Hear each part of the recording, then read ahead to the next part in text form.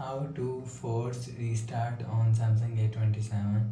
Let's start the video. First of all, if you want to force restart, so just click and hold side power button and volume down button at the time.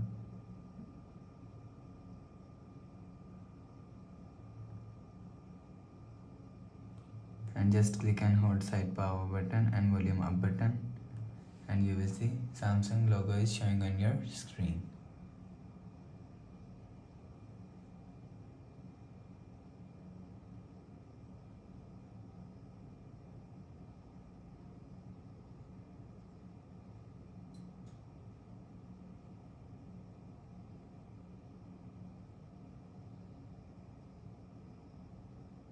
So after force restart, enter phone pin.